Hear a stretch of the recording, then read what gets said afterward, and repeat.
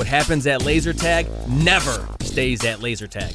Laser Unfocused Tag Talk. Laser Unfocused Tag Talk. I feel like you could be like in Ghostbusters or something.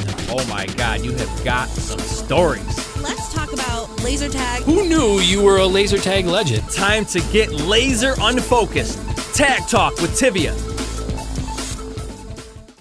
Welcome to Laser Unfocused Tag Talk. Hi, I'm Tivia. What is the connection between laser tag and a Stargate? Well, the story behind the restoration of this amazing arena entrance that is once again on display in full working order will really take you on a trip through time.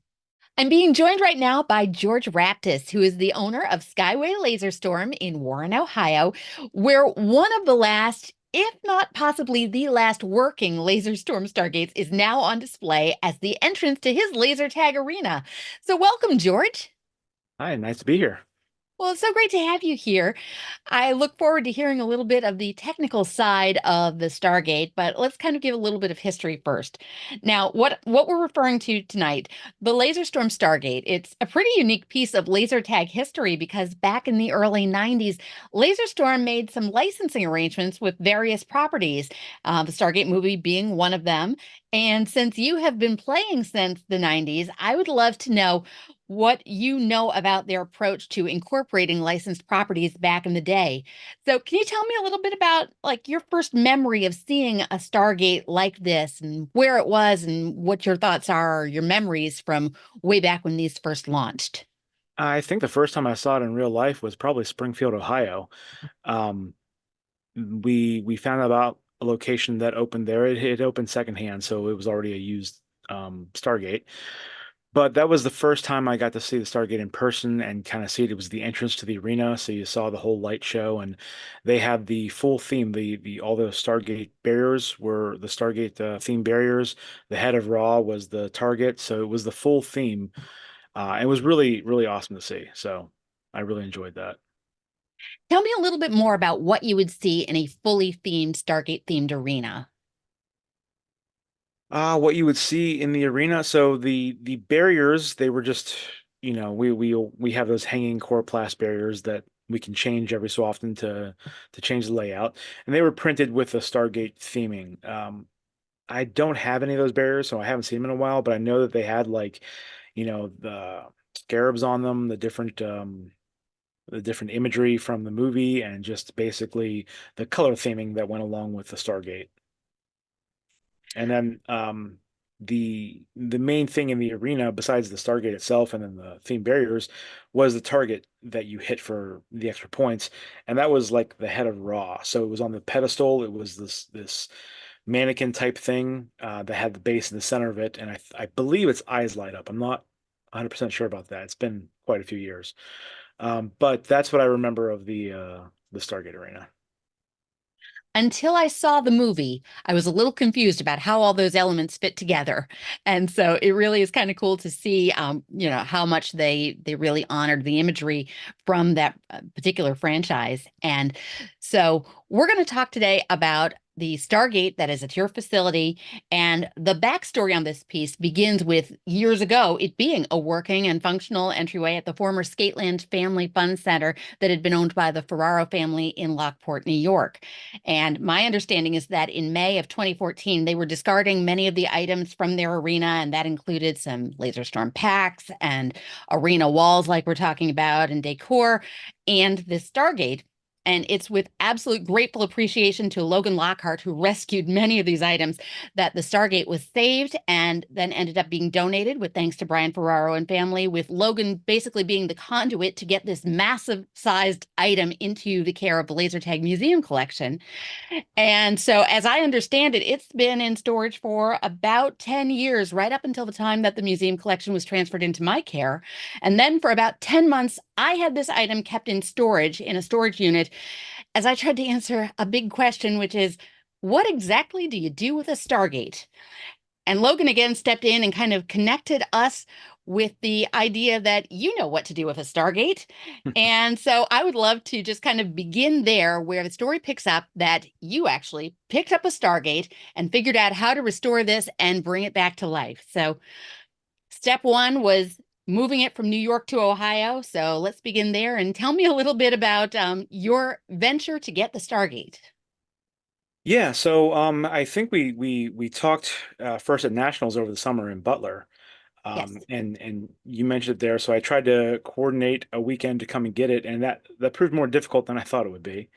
And I didn't realize you sent me the pictures and the dimensions, and I knew what it looked like, but you don't know the scale until you actually have to pick it up and put it in a truck. So I came up with my friend Eric. He had his father's truck. We drove up, and we didn't get a U-Haul because we thought, you know what, maybe this could fit in the back over top of the cab. Maybe not. We'll see. There was no chance that was going to happen. But luckily, we planned for that, so we knew where the U-Haul was in the area, and so when we picked it up, we met you there, and yeah, I remember you mentioning because I said I would come up with a friend or something, and you were like, is that enough? And I was like, oh yeah, we can handle it. And it was a struggle for the two of us to get it onto the bed of the U-Haul. It was in two pieces. That's like the major parts of it are the two halves of the Stargate. One side's relatively light. The other one has all the electronics in it and everything that makes it work. That was the heavy side, so we tackled that side first. We did manage to get it in, fit perfectly from front to back, just enough room to close doors, and from there we were able to drive it back pretty, no hassle at all to get it back. And then I was fortunate enough to have a couple friends meet me there at the arena, like 11 or midnight that night, to help unload it and get into the arena. So, luckily, most of my parties are on weekends. I'm in a drive-in theater, so um, I'm not open during the week except for like Thursdays when we play. So, I think we picked it up on a Sunday. I had a good 3 days to be able to at least move it out of the way and get it somewhere so I could have it up, even though it wasn't functioning yet, and out of the way for when I did open.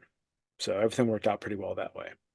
And a side note, I'd actually been to that Lockport facility before, since my drive-in theater is on the property, since my Laser Storm is on the property of a drive-in theater. My friend owns the theater. We sometimes go around to different drive-ins, and the Transit drive-in is in New York, right by Lockport. So many years ago, they were debuting digital projectors at that drive-in. And so when we were up there checking that out, I drove over to Lockport to see the arena and play a few games. That's great. So you actually saw this in motion, in action, like it was originally. Yeah, I don't, we didn't see it operating, but I did see it there and we did check out the arena. So yeah. Very cool. Well, when it is operating, it does a lot of cool things, but where did you even begin this process? Okay, you've got it at your facility. How did you even start to figure out what to do with this? Well, the first thing you do is start taking it apart. So, it's all held together with screws. So it's easy enough to take all the pieces apart. And the first thing you find is just a massive amount of wires because there's wires going everywhere in that thing. There's piping on the inside because one of the effects the Stargate has is fog comes out through the center of it. Well, to make that happen, you have to have pipes throughout the whole thing. So there's pipes going everywhere, wires going everywhere, and then a bunch of boxes and devices that run all the lights and sound show. So it was, just kind of checking everything out, trying to recognize things, seeing what they do. Um, and then, I didn't plug it in at first, obviously, because it's been sitting around for 10 years. And whenever you have something that's been sitting around for a long time, and especially something like this, it's been sitting around for 10 years, but it's 30 or 40 years old. You got to worry about certain components on the boards that might have decayed, like capacitors that could leak or damage the board. So when that could happen, if you just plug it in right away, it could short out. So we kind of had to go through everything to make sure nothing like that was going on. Check the continuity on different things to make sure there was no hard short or anything that would cause a fire or anything like that. And then once I was confident enough with all that, we plugged it in. And for the most part, it was able to function. There were a lot of lights that weren't on, and obviously the Stargate was in half, so all the wires that connected the second half to the first, they were all either disconnected or cut. So we didn't know where the wires went because they weren't marked. I think one of the wires had a piece of tape where somebody did write on it 10 years ago, They had all fallen off. So that was probably the thing that took the longest, was tracing all the wires to see what went where, because you didn't want to put power to something that's not supposed to have it. Put a 12-volt speaker into a light socket. So that was fun. But yeah, that was the most challenging thing. Well, I am just blown away by your restoration work. Now, as I say, this may possibly be the last working one. I am not sure. I understand that there's at least one other known Stargate out there. I don't know if it's working or not. So the fact that you got this to now have a light show, play music, have the fog basically be restored to what it would have been in its heyday is astounding to me. Were you surprised that it was able to turn on after all these years? Well, seeing the components they use, I wasn't too surprised because they did a really good job in putting it together. Um, there was the sound system that was an independent unit. These were all commercial grade parts, so it wasn't stuff that they just threw together. And everything on that, all the plastics and all the hardware was all custom built. And they used American DJ equipment that ran a lot of the lighting effects and the fog effects, and the sound equipment and the show equipment were professional, basically show equipment that is meant to run stage equipment for big shows, where things need timing and turn lights on and off and different effects. So it was all really well put together. So once I saw the condition of that and the things they used, I was pretty confident that I could plug it in, and I was very happy to see that it worked without me doing too much troubleshooting. Now, you've got lighting effects and the fog, and they all sort of time out in sequence to some audio. But the fog in particular, I know you've got to kind of handle a certain way so that it blows in the right direction. How did you approach that? And how does that work in conjunction with your arena? Well, luckily, I had Gordy from Laser Storm, who knows a thing or two about all these things, and he had a copy of the original, installation guide. So it told you what, not only how to put the Stargate together, but what is supposed to be behind it and connected to it. So behind the Stargate, there's supposed to be a hallway that leads into the arena. And a big part of the installation instructions were all these fans you put inside that hallway, because in order for the fog to go into the arena, because it fills the whole arena, the vesting room with fog, and then sucks it all into the arena. Well, in order for it to do that, it actually has to create a vacuum. It has to be able to suck it all out. So that hallway behind it has to be pretty much sealed. You're supposed to use like those freezer flaps that you would see in like industrial environments where you're driving tow motors into big freezers and things like that. And that is to keep the air separated from the arena and the vesting room. So when those fans turn on, there's supposed to be four of them. I think they're like 8 or 10 inch fans above the doorways, and they just turn on all at once. The Stargate controls that, and it sucks the fog out. I wasn't able to finish all that before you got there, so I had to improvise with. I used much heavier duty fans. I went a little overboard with that. Plus, I had some helper fans that help, you know, uh, direct the air. If you watch, I don't know if you can see it on the videos, but as the fog is rolling in, where it's open inside the arena, the air wants to come right back in. So you'll see a kind of a vortex where the fog is being sucked out and being shot in at the bottom. So a lot of consideration has to be made to make sure the airflow is appropriate, make sure you've got, a negative pressure in the vesting room, so the air wants to leave, and you got to have vents in the vesting room because you don't want to make it a vacuum and make everybody's ears pop and make it uncomfortable for them. So there's a lot to consider with everything. As I watch what this does, and we'll link to the video so people can see it. But as I watch the fog swirling and then swirling in other directions, it really is fascinating to see how you're able to control that. Yeah, I don't know that I did a great job of controlling it so far. I think I've got it in the general idea of where I want it to go, but there's still a lot more to do because, like, the fans pull it into the arena, but if you're blowing air into the arena, I have a big observation deck that's open into the lobby. So all the air is just going to go out there. So it'll fill my lobby with fog if I use too much of it. So I have to put vents, which I already have some, but I have to put some powered vents in the arena that either shoot it outside or I don't know, I might even go into the room behind the vest room to go back in. I really don't know yet. I gotta kind of figure out what makes the most sense, right?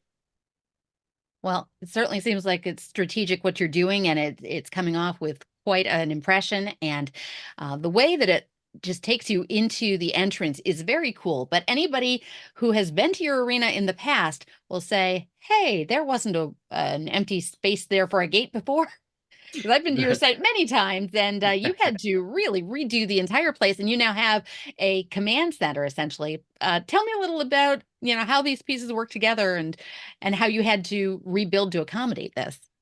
Yeah, actually, Gordy is responsible for the entire command deck over there. He built the second level and the wall and everything.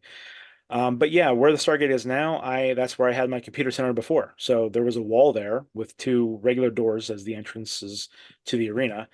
And behind that, where you stood at the computer, I had a big table that had a projector that shot down from the ceiling that had a map of the arena on it. So I had to rip all that out and take apart the wall where the Stargate is, which is a little more complicated because we have a laser storm arena, which means that we have a grid system that holds the barriers up, right? They're just steel grids that go from wall to wall, back and forth, and side to side, making like a basket weave pattern. And we use that to hang our hanging barriers on. But they're connected to the wall and they pull on the wall quite a bit.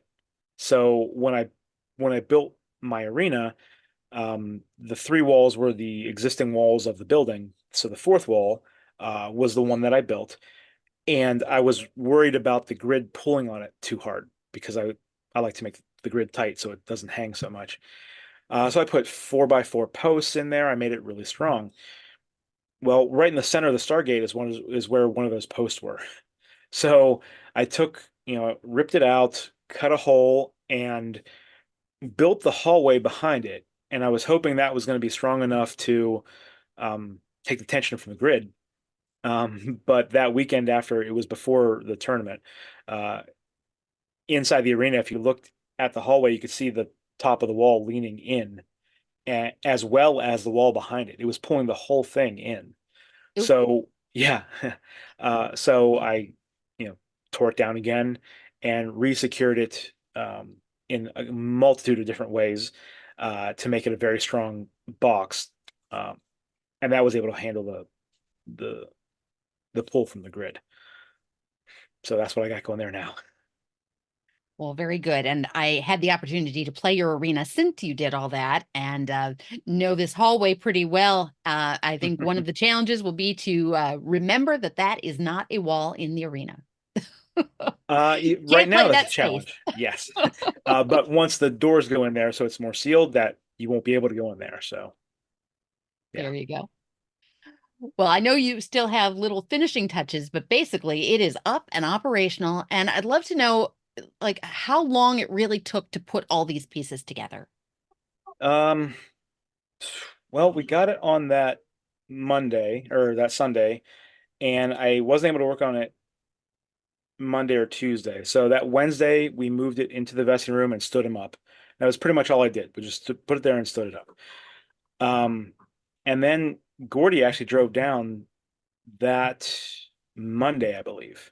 So the week after we picked it up, and then we were there from, I got off work at 5 for my other job, and I'd meet him there, and we would be there until 2, 3, or 4 in the morning. Wow. And then the next day I would go to work and he would just go straight there and start working. And then I'd meet him there after 5 and we would continue. I think on Wednesday night, I don't think that I slept. I don't know that he slept either. So went to work the next day, and Thursdays is when all the regulars come, like our league night, all the players come. So they came and Gordy was still there. He had wanted to leave earlier that day, but he stayed there to get as much as he could done. And I believe we had the tournament the next weekend. So, or maybe 2 weeks later, something like that. So, I mean, Monday through Wednesday, a good 8 to 12 hours each day. We were working on that, and that got it up. That got the um, the wall cut out. It got the hallway main wall built. It got all the power run to it, and the Stargate operational. We were able to run it that Thursday for everybody to see. It didn't have fog at that point. And the command center, which Gordy built, moving all the computer equipment, all the wiring. Um, my entire arena was filled with cameras because I stream on Twitch when we do tournaments. But I took all those out because all the wires went right through where the Stargate is, and I used the cameras at Butler for nationals. So we got all that done in those 3 days, and then I think you guys came down on a Saturday morning, right? Yes. Saturday of the tournament weekend, which boy, it feels like there should have been a month in there, but it sure doesn't sound like we got a full month. It was October 20th. It was last weekend. So Yeah, it was only the span of a few weeks between pickup and seeing it in motion. I was fortunate that my in-laws came in town a few days before that, so they were able to help watch the kids, so I could spend even more time putting it together. So that Thursday night and Friday night I spent there. I think Friday I didn't go home. I went home to shower, and then that next morning I came to meet you there. But in that time I was able to get the fans installed and the fog machine hooked up. So that's where I'm at now. Which is tremendous. I was not even expecting to see the fog at that stage, but wow, Neither was I. you guys did great. And shout out to Gordy for the assist and all the help with figuring out some of the logistics that you implemented. That's terrific. Now, your regulars got a sneak peek before the tournament players, and I'd love to know what kinds of reactions you got when they first saw this massive thing that had transformed your whole entry area. What did people have to say about that? I mean, it's a lot of at least the regulars knew that I was getting it the week before. And, as Laser Storm players, a lot of them know what the Stargate is. Many of them have seen it before in the past. Um, but to see it in person, even though I'd seen it before, it's still impressive how big it is because Mm. you forget. And then when Yeah. you're hauling it and you see it on the ground, it's not quite as impressive. But standing it up, it's like, oh yeah, this thing is huge. Um, so yeah, everybody was really impressed. I shut the door and turn on the light show, and especially a couple of my old school players that have been playing for a long time, they really, really enjoyed it. So yeah. I loved it. I got to say, it really took my breath away to see it in person and working that first time because I've seen video and I've seen it laying down in a storage unit, but to see it really do its thing the way it was supposed to was really something quite special. Um, Now, I have gotten this reaction a couple of times, so I'll ask you if you have. When you tell people that you have a working Stargate at your arena, has anyone said to you, really, it works? It transports you through time? I don't know that I word it like that. I tell them that I have a Stargate. Um, and it's I'm a fan of the show, but more of the fans are an older generation, and I have a lot of kids that go through there, so a lot of them don't really understand what it is. Probably the best reaction I get is when you have a birthday party, and you know if there's a lot of them and they're really rowdy, and it can be hard to get them to quiet down. I bring them into the vest room and I just start it, and then the lights start turning on, the sound starts going, and they just stop and look, and they're like, "What's going on?" And that gets them all to quiet down real quick. So that's pretty fun to see. And then every so often you'll have one of the parents who is also a really big fan of the series come in like, "No way," and start freaking out about, you know, they walk in, they have no idea that it's there. So That's awesome. So it's still an attention grabber, exactly the way it was intended back in the day. yeah, sure is. Nice. So tell me, why was this piece particularly special to you? Certainly enough so that you went through all the hard work to restore it like you did. I like I said, I'm a fan of the Stargate movies and the series, so that was a big part of it for me. It because it comes from both worlds, right? It's part of the series and the movie, but also made by Laser Storm, and it's actually part of the Laser Storm hardware and software. So that always made it special to me. Um, but if you haven't seen the movie, you might not know a lot of this. It might seem weird. You have the Stargate that's a portal to other worlds, but a lot of it has Egyptian theming, right? Hmm. So in the movie, they go to another planet basically, and it's you're almost in ancient Egypt. So a lot of the artwork in the arena is themed toward that. And I happen to have married an art teacher who had a focus in Egypt. She has a Ah, lot of art books, and that was, she was fascinated, always been fascinated about that. So when I told her I was getting that, that made her really excited because she loves all that kind of stuff, all the Egyptian artwork and what we can do in the arena to make it look like, you're transported from a military base into, Egyptian catacombs or something like that. so it sounds like there might be more forthcoming for us to see new updates to the arena at some point down the road. Oh yeah, we have so many ideas. It's just a matter of implementing them. Luckily for me, my wife is an art teacher, so she's used, she specializes in like 3D modeling and, sculptures and things like that. So I'm hopeful that I can convince her to make some pieces for me to put in the arena and make it go along with the whole theme of everything. That's terrific. Is there anything else you would like to share about this whole process? I mean, it took a lot of people to get together. My friend Eric, who helped me bring it, Gordy, who came down and helped a lot. Other friends, Dan and Tom, they helped me unload everything and put everything together. Um, and then as they had patience with me as they're playing on Thursdays, and I'm kind of like, ignoring them a little bit and just digging into the electronics and figuring out how things work. And of course, my family who let me be away for my day job and then all that for a couple weeks at a time. So, Well, a lot of people made that happen. And again, I want to shout out Logan Lockhart for really rescuing this in the first place, making the connections to make sure that it didn't get lost to time. And so it's wonderful that the Stargate is up, it is on display, and you can walk through it and experience it as it was meant to be at Skyway Laser Storm. And so I'm just so appreciative of all your hard work to restore this and give this Stargate a second life. And I always like to add my rapid fire tag talk as the ending to these podcasts. So I thought maybe we'd do like a Stargate edition. You game? okay. Okay. Quick questions to you, quick answers back. Favorite actor from Stargate movie? Richard Dean Anderson. Wait, he was That's in the fair, but I got to series. tell you, I'm Team Spader all the way. James Spader from the movie. I talked about the series. Sorry, but yeah, you're right. Favorite feature of the Stargate entrance? I like the way the fog comes in. It just adds something special to it. Definitely. Favorite moment you've experienced through this whole process?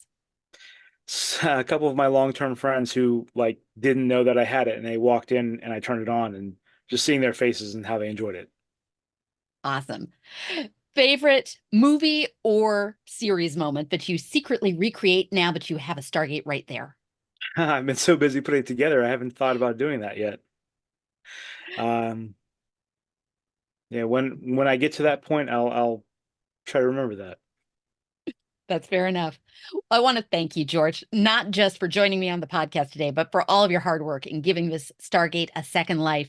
Again, you can see it and walk through it and experience it for yourself at Skyway Laser Storm, where it is on display. And I thank you and all the people who had a hand in restoring this and bringing it back to life. The Stargate is still a very significant piece of laser tag history, and I'm so delighted that people will be able to see it for themselves live and in person. So thank you so much for all that you did to make that possible, George. Yeah, no problem. Thank you for everything. Thanks for checking out this episode of Laser Unfocused Tag Talk. Listen for more episodes on the first and third Friday of each month. Want to be a guest on an upcoming episode? Find out more and follow my blog and website at TiviaChickLovesLaserTag.com.